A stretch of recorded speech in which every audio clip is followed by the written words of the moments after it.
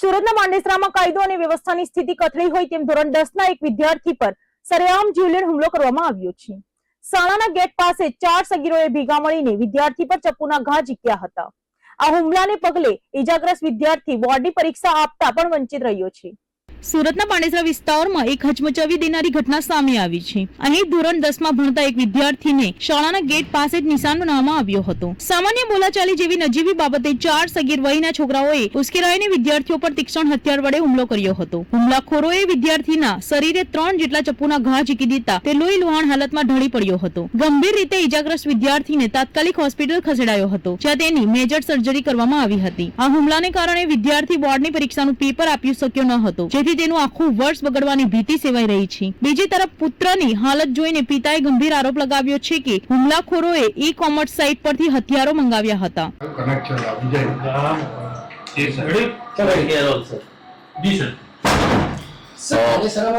શું ઘટના બની છે? વિદ્યાર્થીઓ વચ્ચે હુમલાની છે, આખી શું વાત સામે છે? માર્ચ 2026 ના રોજ પાંડેસરાના ગેલેક્સી આર્મી ઇન્ટરનેશનલ સ્કૂલ છે તેની બહારના ભાગે વિદ્યાર્થીઓ વચ્ચે ઝઘડો થયેલો, જેમાં એક વિદ્યાર્થી અને 4 વિદ્યાર્થીઓએ ભેગા થઈ અને એક છરી મારેલી, અને જેના અનુસંધાને ભોગ બનનાર વિદ્યાર્થીના પિતાજી રામ ગગનજીએ પાંડેસરા પોલીસ સ્ટેશનમાં ફરિયાદ નોંધાવેલી, અને એ ફરિયાદના આધારે પાંડેસરા પોલીસ સ્ટેશને ગુનો દાખલ કરી અને આગળની તપાસ ચાલુ કરેલી છે। અને આ બાબતે કાયદાના સંઘર્ષમાં આવેલ 4 બાળ કિશોરોને અટકાયતમાં લેવામાં આવ્યા છે, ડિટેન કરવામાં આવેલા છે। ઘટનામાં ગેલેક્સી આર્મી ઇન્ટરનેશનલ સ્કૂલનો એન્યુઅલ ડે હતો, જેમાં બધા વિદ્યાર્થીઓ ભાગ લેવા માટે આવેલા હતા, અને એમાં ડાન્સ કરવાની બાબતમાં વિદ્યાર્થી વચ્ચે માથાકૂટ થયેલી, અને એ માથાકૂટના આધારે સ્કૂલની બહાર નીકળી અને આ હુમલો થયેલો છે। સર, કેટલી ગંભીર ઘટના કહેવાય, જે રીતે આખું સામે આવ્યું છે? બાળકો ચાકુ લઈને આવ્યા?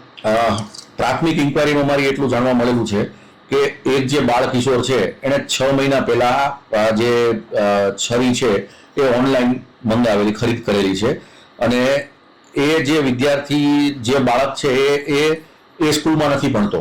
એના મિત્રએ જેને માથાકૂટ થયેલી એ મિત્રએ એને ફોન કરી તાત્કાલિક બોલે કે આ રીતે મારો ઝઘડો થયો છે અને તું મદદમાં આવ, એટલે ત્યાં આવેલો। અને સર, પ્રાથમિક તપાસમાં અત્યારે હવે આગળ કઈ રીતની તપાસ થઈ શકે, શું છે? બાળ કિશોરોને અમે પૂછપરછ કરી અને નામદાર કોર્ટમાં રજૂ કરીશું, જુવેનાઇલ જસ્ટિસ બોર્ડ સમક્ષ, અને આ બાબતે સ્કૂલમાં બીજી કોઈ તકેદારીના ભાગરૂપે બીજી કોઈ પ્રત્યાઘાત ના પડે અને એના માટે અમે કાર્યવાહી કરીશું। સર, બાળકો ત્યાં જ ભણતા હતા કે બીજી કોઈ વિગત મળી હોય? પ્રાથમિક માહિતી અનુસાર 2 બાળકો છે, 4 જે બાળ કિશોરો છે પૈકીના 2 બાળકો છે એ સ્કૂલમાં અભ્યાસ કરે છે, અને 2 બાળકો છે બીજી ગૌરવ સ્કૂલ કરીને છે પાંડેસરાની, એમાં અભ્યાસ કરતા હતા। અમારા જે બાળ કિશોરે જે છરી મારી છે એણે 9મા ધોરણ પછી અભ્યાસ છોડી દીધો છે। સર, પાંડેસરામાં જે ઘટના બની છે એને લઈને કઈ રીતે તપાસ ને શું વિગત સામે આવી છે? સુરતના પાંડેસરા વિસ્તારની અંદર આવેલી ગેલેક્સી આર્મી ઇન્ટરનેશનલ શાળાની અંદર એક દુઃખદ ઘટના બની છે, જે બાબત એમ કહી શકાય કે વિદ્યાર્થીઓ માટે નિંદનીય છે કે આવી કોઈ પણ પ્રકારની ઘટના કોઈ પણ શાળામાં બનવી જોઈએ નહીં।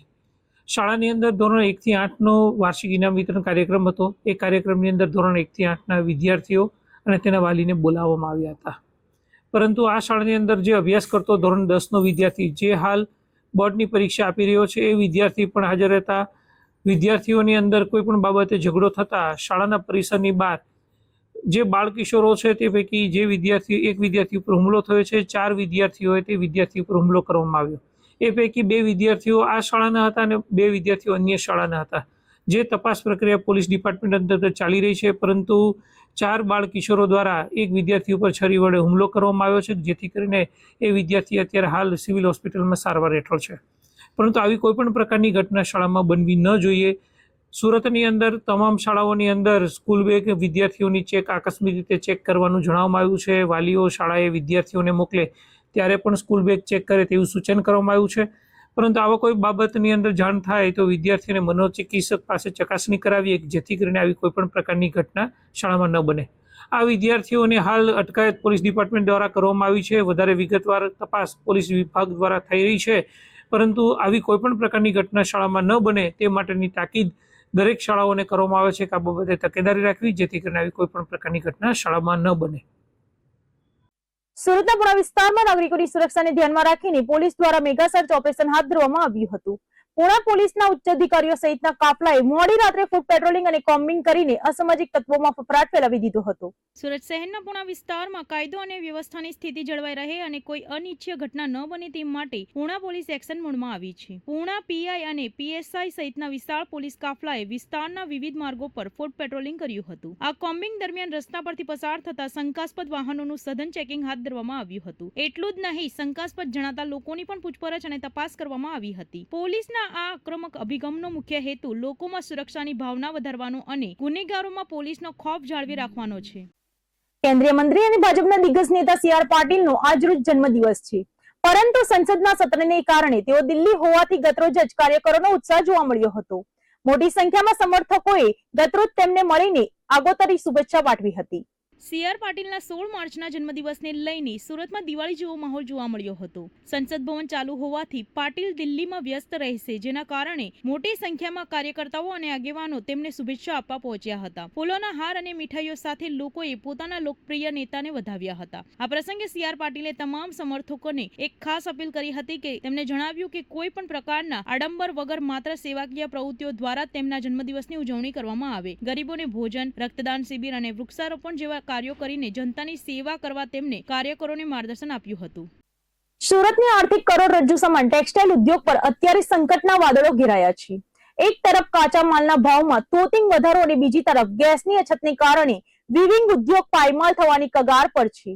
આ ગંભીર સ્થિતિને જોતા વિવર્સ અગ્રણીઓએ જિલ્લા કલેક્ટરને આવેદનપત્ર આપીને તાત્કાલિક મદદની ગુહાર લગાવી છે. સુરતનો વીવિંગ ઉદ્યોગ અત્યારે બહુમુખી મુશ્કેલીઓનો સામનો કરી રહ્યો છે. યાર્નના ભાવમાં અચાનક 30 થી 40 રૂપિયાનો વધારો ઝીકાતા ઉત્પાદન ખર્ચમાં મોટો ઉછાળો આવ્યો છે, જેની સીધી અસર ગ્રે કાપડના ભાવ પર જોવા મળી રહી છે. માત્ર મોંઘવારી જ નહીં, પણ શહેરમાં ચાલી રહેલી ગેસ સપ્લાયની અછતે પણ કારખાનાઓના ચક્ર ધીમા કરી દીધા છે. જો સ્થિતિ આવી જ રહી તો શ્રમિકો ફરી એકવાર મોટા પાયે હિજરત કરે તેવી ભીતિ સેવાઈ રહી છે. આ તમામ પ્રશ્નોને લઈને વિવર્સ અગ્રણી વિજય માંગુકિયાની આગેવાનીમાં કલેક્ટરને રજૂઆત કરવામાં આવી છે. ઉદ્યોગકારોની માંગ છે કે સરકાર આ મામલે હસ્તક્ષેપ કરે અને અન્યથા હજારો પાવરલૂમ્સના મશીનો હંમેશ માટે શાંત થઈ જાય. આજરોજ કલેક્ટર સાહેબશ્રીને અમે રજૂઆત કરી છે કે રાંધણ ગેસ જે કામદારોને પૂરતો મળતો નથી ને કાળાબજારી થાય છે, યાનને સ્ટીમ કરવા માટે ગેસ પુરવઠો અમને સપ્લાય મળતી નથી, પૂરતી નહીં પણ નહિવત પ્રમાણમાં મળી રહી છે. ત્યારે કલેક્ટર સાહેબશ્રીને આજે રજૂઆત કરી છે કે જો આ બંને વસ્તુ સમન્વય નહીં થાય ને ગેસ પુરવઠો પૂરતો મળશે નહીં તો ચોક્કસ કારખાનાઓને તાળા મારવા પડશે અને કારખાનાઓ બંધ થશે. અને વિવિધ ઉદ્યોગને વેગવંતો રાખવા માટે 30 થી 40 રૂપિયા જે યાનના એજન્ટોએ યાનના એજન્સીઓ દ્વારા જે ભાવ વધારો, ટોટિંગ ભાવ વધારો નાખવામાં આવ્યો છે એને ઉપર કંટ્રોલ લાગવામાં નહીં આવે તો ચોક્કસ વિવિંગ ઉદ્યોગ ઠપ થઈ જશે અને કારખાનાઓ બંધ કરવામાં મજબૂર થશું. સુરતના મહેશ્વરી ભવનમાં આયોજિત સુરક્ષિત ભારત કાર્યક્રમ છેલ્લી ઘડીએ રદ થતા ભારે વિવાદ સર્જાયો છે. સુરતના મહેશ્વરી ભવન ખાતે રામકૃષ્ણ સેવા સમિતિ દ્વારા સુરક્ષિત ભારત વિષય પર એક વિશેષ કાર્યક્રમનું આયોજન કરવામાં આવ્યું હતું. આ કાર્યક્રમમાં નથુરામ ગોડસેના વંશજ અજીકઈ ગોડસે અને સનાતન મહાસંઘના સ્થાપક ડોક્ટર ગૌતમ ખટ્ટર વક્તા તરીકે ઉપસ્થિત રહેવાના હતા. જો કે કોંગ્રેસ દ્વારા આ કાર્યક્રમનો ઉગ્ર વિરોધ કરવામાં આવ્યો હતો. હોબાળાની આશંકા અને સુરક્ષાના કારણોસર પ્રશાસન દ્વારા કાર્યક્રમની મંજૂરી રદ કરવામાં આવી હતી. બીજી તરફ બ્રહ્મ સમાજે આક્ષેપો કર્યા છે કે રાજકીય દબાણને વશ થઈને પ્રશાસનને આ નિર્ણય લીધો છે. પૂર્વ સૈનિકોની હાજરીવાળા આ કાર્યક્રમ સ્થળ પર અત્યારે કોઈ ઘર્ષણ ન થાય તે માટે પોલીસનો કાફલો ખડકી દેવામાં આવ્યો હતો. વિપુલ ઉદનાવાલા. વિપુલભાઈ, શું કાર્યક્રમ હતો? કોંગ્રેસ દ્વારા વિરોધ કરવામાં આવ્યો છે અને કાર્યક્રમ રદ કરવામાં આ કાર્યક્રમ આપણા રાષ્ટ્રપિતા મહાત્મા ગાંધીના હત્યારાને અહીં ગુણગાન કરવા માટેનો એક કાર્યક્રમ હતો અને એક આ ચેષ્ટા કરવાની હિંમત તેઓને ગુજરાતથી થવાની એમ કોશિશ હતી કે અહીંયાથી અમે શરૂ કરી અને આખા ભારતમાં લઈ જઈએ, પણ એ ચિનગારી કોંગ્રેસ પાર્ટી ચાલવાની ને એના ઉપર અમે પાણી નાખી દીધું છે અને એમની હિંમતને અમે તોડી નાખી છે. કારણ કે તેઓ જો રાષ્ટ્રપિતા જેમને વિશ્વની અંદર એમની કેટલા દેશોની અંદર એમની મૂર્તિ છે, એમનો ઇતિહાસ છે, એમના ઉપર કેટલી બુકો લખવામાં આવી છે, એવા મહાન આપણા રાષ્ટ્રપિતાને વિરુદ્ધમાં જો તેઓ એમના હત્યારાને જો, એમના આતંકવાદી જેવા હત્યારાને જો તેઓ ગુણગાન કરવા માંગતા હોય તો એ પ્રવૃત્તિ કોંગ્રેસ પાર્ટી નહીં ચલાવવા દે, ભારતના લોકો નહીં ચલાવવા દે. એ સાથે અમે અહીં આવ્યા હતા અને આજે એ કાર્યક્રમ રદ થયો છે. જી, આપનું નામ? મારું નામ જયદીપ ઘનશ્યામ ત્રિવેદી. જયદીપભાઈ, કાર્યક્રમ રાખવામાં આવ્યો હતો, શું કાર્યક્રમ રાખવામાં આવ્યો હતો અને કાર્યક્રમ રદ કરવાનું કારણ શું છે? આજરોજ રામકૃષ્ણ સેવા સમિતિ દ્વારા પ્રસિદ્ધ વક્તા ગૌતમ ઠક્કરજીના અહીંયા વક્તાનો કાર્યક્રમ રાખ્યો હતો અને એમાં ગોડસેજીના વંશજને પણ બોલાવવામાં આવ્યા હતા. પરંતુ આ કાર્યક્રમમાં સાંભળવા મળ્યું છે કે કોંગ્રેસના સ્થાનિક કોર્પોરેટર હતા, જે માજી કોર્પોરેટર, તેમણે કંઈ અરજી કરી અને આ કાર્યક્રમ રદ કરવા માટે ભલામણ કરી, જેથી કરીને પોલીસ કમિશનરે આયોજકને અમે પૂછ્યું કે આ કાર્યક્રમ કેમ રદ કર્યો, તો કે ભાઈ કોંગ્રેસના કોર્પોરેટરોએ અરજી કરેલી અને પોલીસ કમિશનરે પણ અમને ના પાડી, જેથી આ કાર્યક્રમ અમે રદ કરવામાં આવ્યો છે. मेरा नाम मनमोहन शर्मा है. मैं पूर्व सैनिक हूँ और पूर्व सैनिक सेवा परिषद, अखिल भारतीय पूर्व सैनिक सेवा परिषद का अभी गुजरात का मार्गदर्शक हूँ.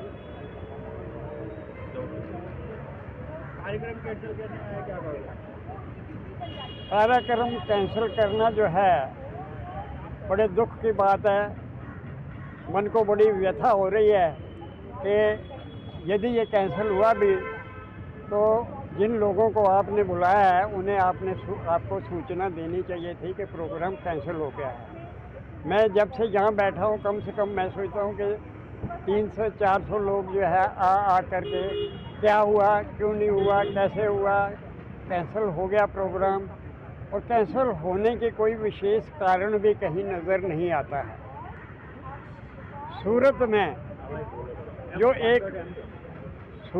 एक अति शांति प्रिय शहर है, यहाँ कभी हिंदू मुस्लिम की या किसी भी प्रकार के कोई ऐसे दंगे नहीं होते हैं, तो यहाँ पर जो है ऐसे कार्यक्रम को कैंसिल करना हिंदुओं की भावना को कठोर एक आपात धक्का लगा है कि क्या हम अपने इस देश में, भारतवर्ष में ही हिंदू जो कार्यक्रम रखेंगे उसको जो है एक बंदा आकर के जो है दूसरी कम्युनिटी का कह दे कि इसको कैंसिल कर दो, ये हमारी भावनाओं को ठेस देगा.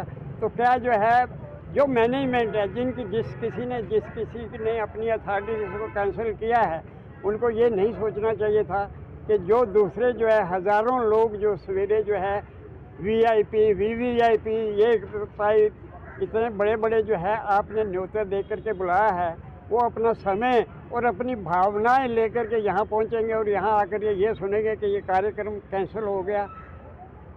कुछ लोग कहते हैं उसमें क्योंकि गॉडसे का नाम लिखा हुआ था. अरे गॉडसे का नाम लिखा हुआ था तो क्या हो गया? गॉडसे ने अगर कोई अपराध किया होगा तो उसकी सज़ा उसको मिल गई है. अब उसका बेटा जो है कितना राष्ट्रभक्त है, कितना कोई ऐसा उसके अगेंस्ट में कोई ऐसे अपराध हैं कि उसको जो है हमें जो है बिल्कुल उसकी अभिव्यक्ति की आज़ादी, स्वतंत्रता जो है उसकी जो छीन ली जाए. ऐसा कैसे हो सकता है? अगर वो आया है तो फिर भी जो है यहाँ सब पढ़े लिखे लोग हैं. हम लोग जो है जो सेना से यहाँ आए हुए हैं, we are more responsible than anybody else about the nation, about the city, about maintaining the peace. हम जो है ऐसा थोड़ा होना देते यहाँ पर कि यहाँ किसी प्रकार की जो है झगड़े होते या कुछ ऐसा होता. और होता भी क्यों? अरे कोई बोलता है, यहाँ कितने लोग जो है क्या कुछ बोलते रहते हैं, क्या हर बात के ऊपर झगड़ा हो जाता है? हम लोगों ने जो है यहाँ पास में ही आपके कारगिल विजय चौक है, यहाँ सब जो हम हिंदू मुसलमान सब इकट्ठे होते हैं, यहाँ जो है कारगिल विजय चौक मनाते हैं, विजय पर्व मनाते हैं.